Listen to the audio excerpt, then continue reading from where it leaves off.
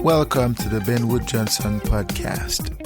You can visit Dr. Johnson's blog at benwoodpost.com. Dr. Johnson's works can be found at drbenwoodjohnson.com. You can also support Dr. Johnson on Patreon, the link to which is in the description.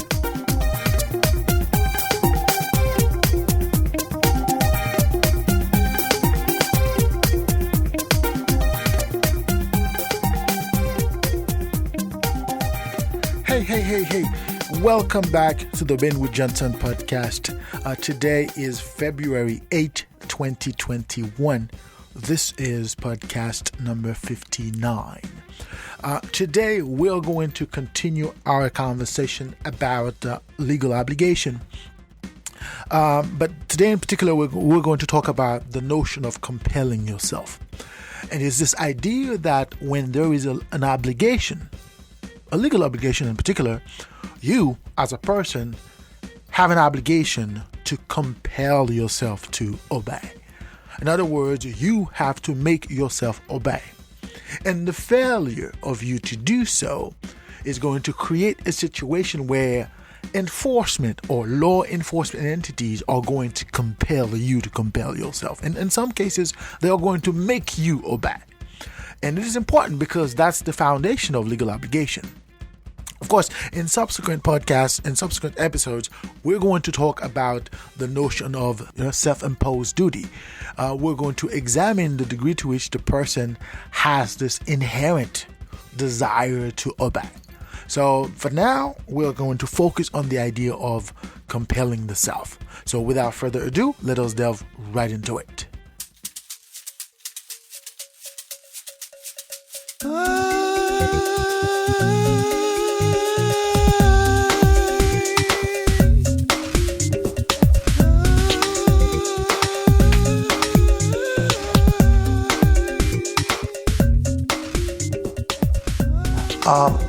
Last week, we talked about legal obligation,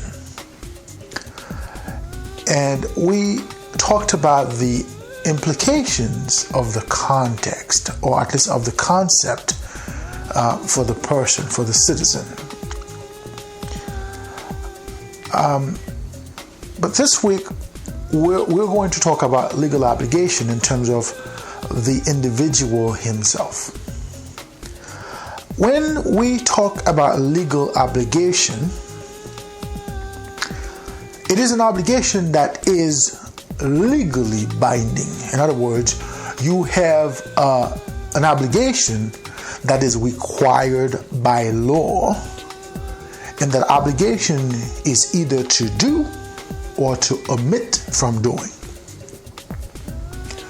So in this case, the citizen or the person has a duty to compel the self.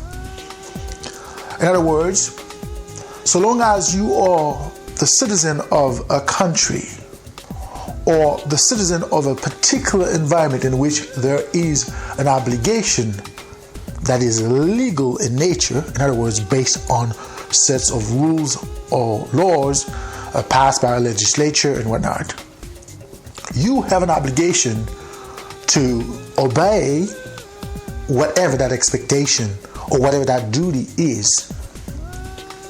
So in that case, you as an individual have a duty to compel yourself. You have an obligation to make yourself do what it is that the law requires of you or from you. Now, this is easier said than done because people are not inherently obedient. In fact, human beings are not inherently obedient. In other words, we were not born to obey. Human beings were not designed, and by design I mean naturally, intrinsically, or fundamentally designed to obey. Our intrinsic proclivities is to be rebels, is to disobey, is to be our own selves, is to do things according to how we see fit. That is why every individual is unique in the sense that every person has his own perspective about how things are and how things ought to be. But when you live in a collective, or when you live in a society, those individual proclivities have somewhat become irrelevant, because the collective desire to see the individual to be a certain way overrides the individual's desire to be a certain way. Therefore, once the collective obligates you as an individual, you have a duty to obligate yourself. You have an obligation to compel yourself. But this is not possible. At least this is not always possible. So oftentimes, what you see is that there ought to be a mechanism which forces the being to compel the self. And as we will discuss throughout the remaining episodes, we will discuss the nature of that enforcement. We will talk about how that enforcement is intrinsically coercive, meaning the individual has to be forced to obey the self. Because as I said in the beginning, human beings are not naturally inclined to obey. They have to be induced to become that way. And that induction can be done via different methods or methodologies, which we will talk about as we go along in these series. But keep in mind that compelling yourself requires you to obey, at least to force yourself to obey. And that is usually based on the mechanism of enforcement that exists in relation to the legality or to the legal foundation of the obligation itself. Now let us look at this from a trivial standpoint. Most people would tell you, let's say you ask somebody, and you who's listening to this podcast, let's say if I ask you, do you believe you're free? And let's say we're talking about freedom here. Do you believe you are free? Do you believe you get to be whatever you want to be? You get to go wherever you want to go? What do you think your answer would be? Now, most people would say, well, yeah, I'm free. Yeah, I get to be whatever I want to be. I get to go wherever I want to go. Of course, we're talking about people who are out of touch with reality. And if you, as my listener right now, if that's the way you feel, you are out of touch with reality. Why would I say something like that? Well, let's look back at the COVID-19. How many people found out that they never really had a say in this? How many people found out that they never really had a say in what happens in this society? Okay? I'm sure a lot of you did find that out.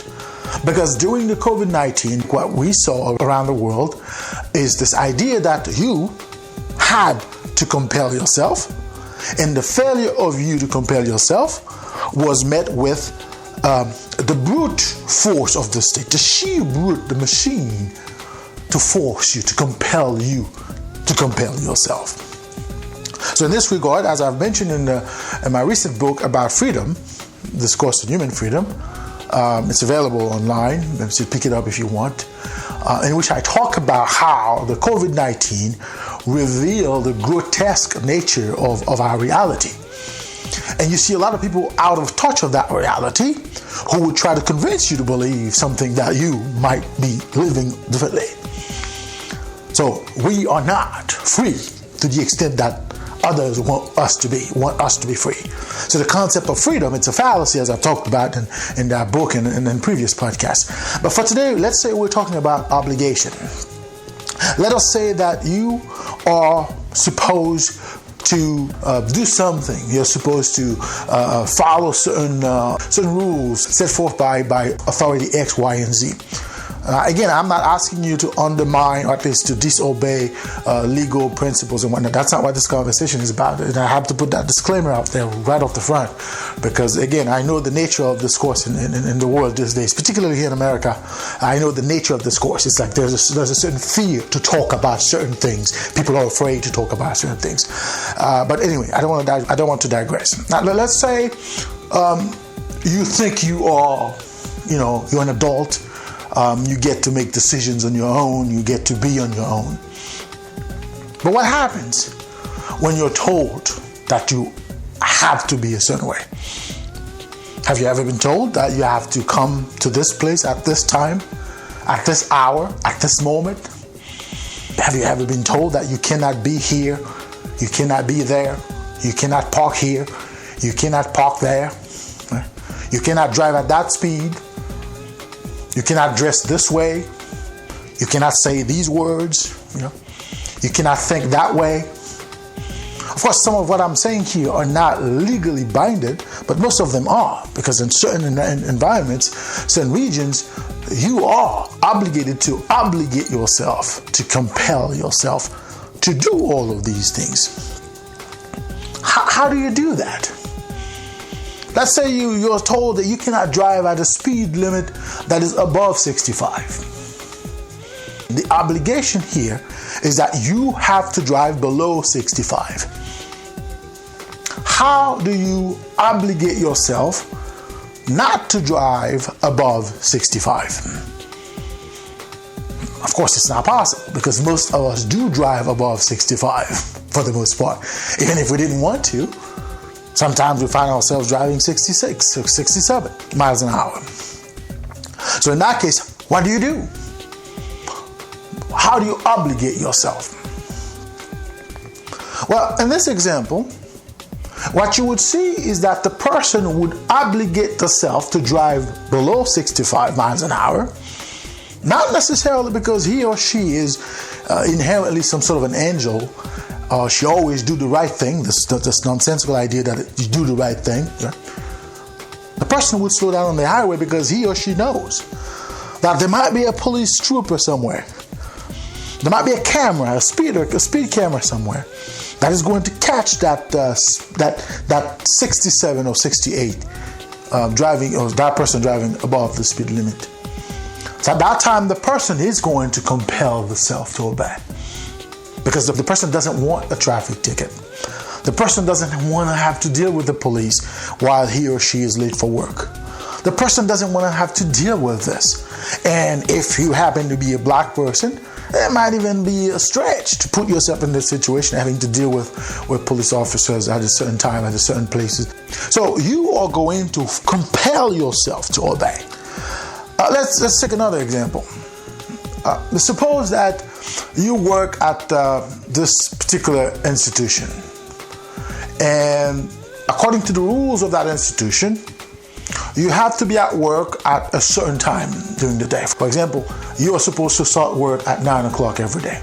And as you start work at 9 o'clock, you are supposed to leave work at 5 o'clock. Okay?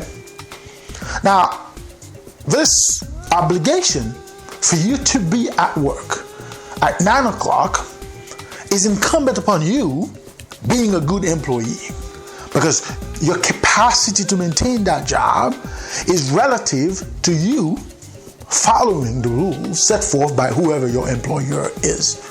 And if the employer says you have to be at work at 9 o'clock, you have to be at work at 9 o'clock. And therefore, you are going to obligate yourself to be at work at 9 o'clock. It has nothing to do with your intrinsic understanding of what humanness is or what personhood is. You are going to obligate yourself. You are going to compel yourself to be at this location at this time. And to illustrate the example I gave earlier about the COVID-19, is that what we saw this deliberate attempt, what is this deliberate desire on the part of certain individuals to overreach their capacity to make others do or omit from doing. And we're not going to belabor that point, because we've talked about how the COVID-19 was sort of like, it was blatant, it was all right there. Even the idea that they're circulating these days about asking you to wear double, triple mask and all that, it's still within this idea that you as an individual have absolutely no say in this. You automatically are obligated to obligate yourself to wear those appendages, whether you like it or not. Okay? So when we're talking about obligation, when we're talking about legal obligation, you are supposed to compel yourself to obligate. You are supposed to compel yourself to obey. You're supposed to induce yourself to obey whatever rule or law that is in effect in a particular environment. But it would not be because you are intrinsically compelled to do so.